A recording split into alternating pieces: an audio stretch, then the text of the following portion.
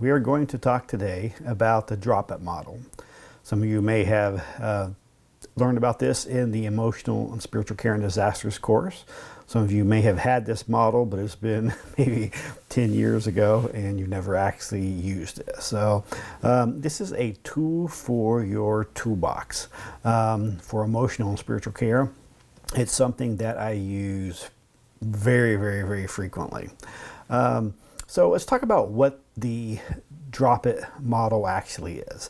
So many of you who have been around the world of critical incident stress management, CISM as we often call it, are familiar with what they call a critical incident stress debriefing. And we always tell people to make sure you use that term instead of just say debriefing, because a debriefing can be a lot of things.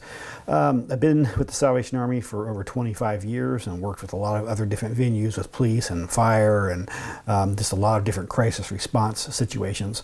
And one of the things that I found out through the years is in using the critical and stress debriefing, that it is set and created for a group venue.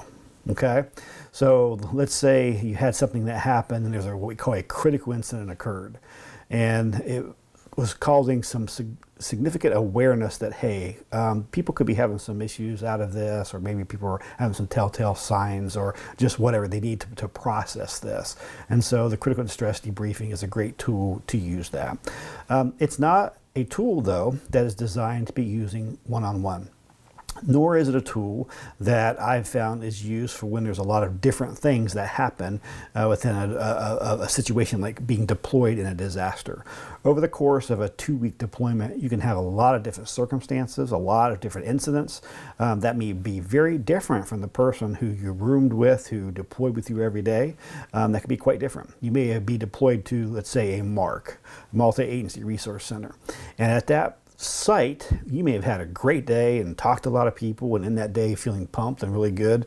Your buddy who deployed to the exact same place for the exact same amount of time on the location may have had a totally different experience. You may have somebody who just kind of ripped them upside down together because they weren't getting help, or they had just found out they had this horrible experience and had multiple losses, experienced all kind of trauma, and may come home at the end of the day feeling like they hadn't done anything, or that they weren't valued on the team as an emotional spiritual care provider or whatever. So you can have very different situations that may look like they came in the same environment.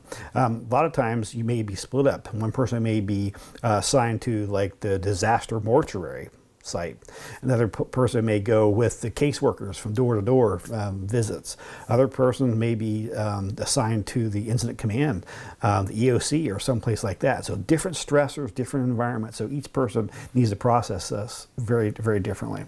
So this DROPIT model that I designed way back in the early 2000s really came because there wasn't a tool that I could find in my toolbox anywhere that was really helping me to help people to process the event. So a couple things that we know about people, a lot of things we know about people, but when it comes to emotional and spiritual care and processing event, is we are storytellers, okay? We like to share things that happen to us with others. However, some of the things that we see and experience, we can't necessarily share with our families when we get home because it's too horrific. They may not understand it. They may not be able to process it. And some of it may be very confidential. Some of it, we don't even know how to process it ourselves. And one thing that I have found over the years of doing this is that people often have a very limited capacity to hear about the situations from others that they experience. And so unless it's somebody who gets it and understands it and does this, a lot of times you may find yourself coming back from an event, whether you've been employed to a disaster for 2 weeks, or you just serve something in your own community, like responding as a chaplain to a fire or a suicide that's nobody else really gets, but you need to process that and be able to put it away. So this tool is something that can help you with that.